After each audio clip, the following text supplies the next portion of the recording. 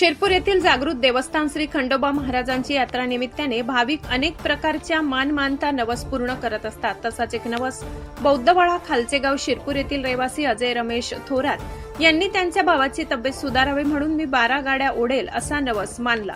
भाऊ बरा झाला। तो नवस दिनांक 1 फेब्रुवारी रविवारी माघ पौर्णिमेला म्हणजेच खंडोबा महाराज यात्रेच्या दिवशी खंडोबा मंदिर परिसरात नदी किनारी आयोजनात खालीलप्रमाणे भाविकांनी 12 गाडे जमा केले। सर्व भाविकांनी परिश्रम घेऊन कार्यक्रमाची आखणी केली।